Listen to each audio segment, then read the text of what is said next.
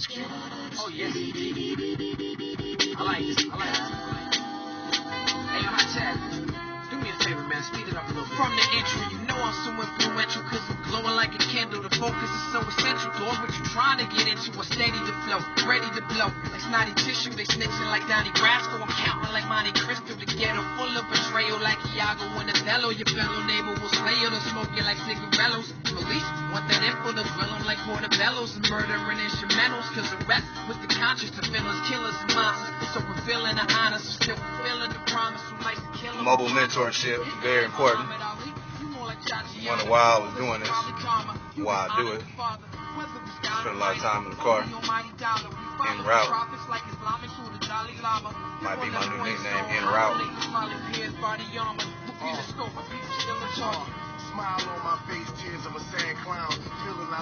En route, I like that actually. A lot of things WR. But let me finish this. That's why JUCO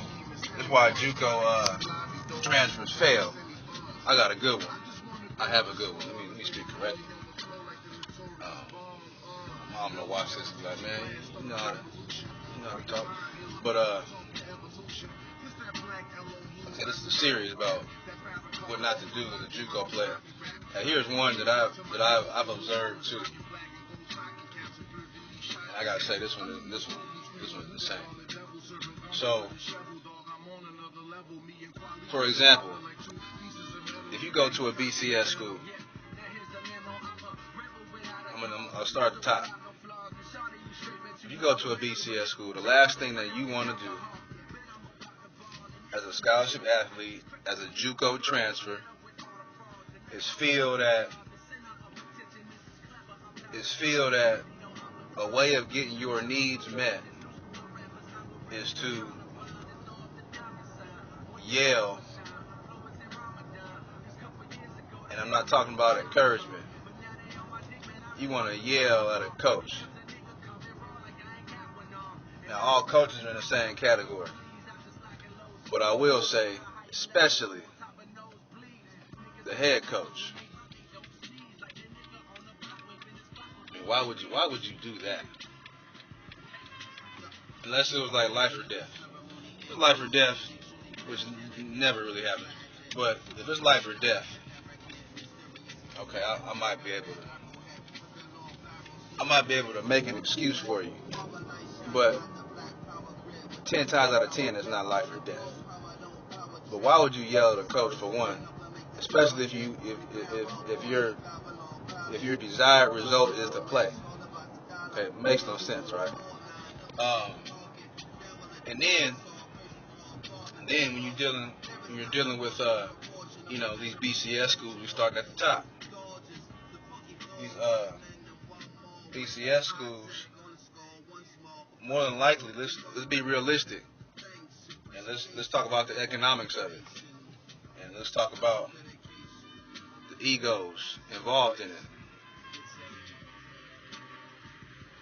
When you go to a school like that,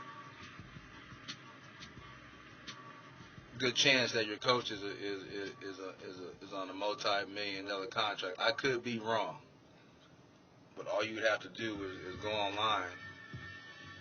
You can go online and see coaches' salaries. I mean, it's public information, so I'm not telling you anything that I'm just making up. You can go online and see this.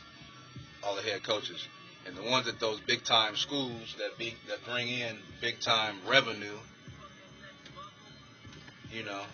Those coaches are making money. Now, why do I say that? I mean, it just makes sense.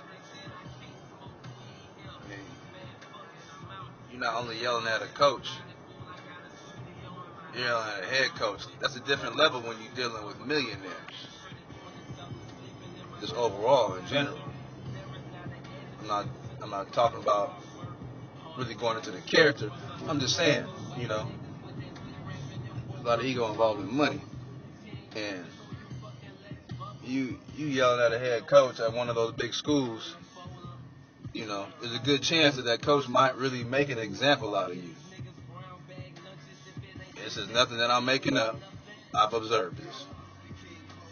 And if you go to a school like that, I mean, you're pretty close. You're pretty close to the NFL.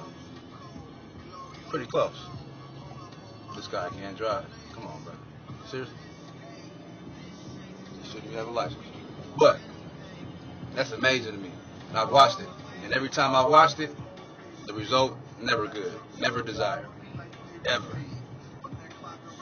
Ever. Never a desired result that comes out of a student athlete yelling at a coach. Like you are yelling at one of your friends. Never works. And I'm sure that there are exceptions. But to get an exception, you have to be an exception. And that's another conversation. But that's the reason why JUCO guys fail. Yelling at the coaches. Because they're not playing, or they're not playing enough, or they're not playing the position that they feel that they should be playing. And, you know, talk to them or certain, whatever. There's a million excuses. And I've heard, are you gonna pull him right behind me? Come on, man. Wow. I'm trying to pull a maneuver. This guy pulled behind me. Come on, man.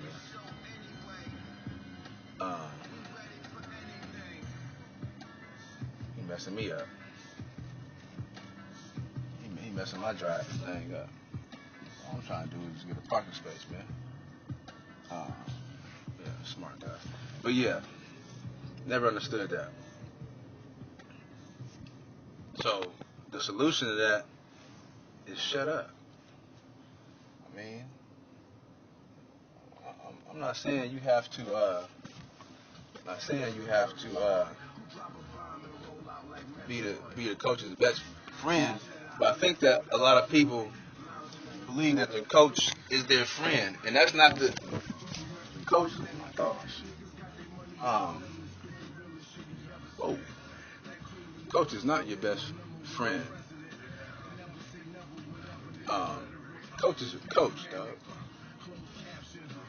You know, that's like you have your boss. You know, you're a boss. That don't mean that you guys are best friends. I know that sounds good. That sounds like something that you would want. But hey, man, power relations, different relationships. You have to be able to know the difference. And I think a lot of JUCO guys get into that trap to where they might come from a JUCO that, you know, I guess you could say more athlete friendly. And then they get caught up in that. And then they make dumb decisions and then ruin their chances before they get their chance. So this is multiple series right here. Why JUCO athletes fail.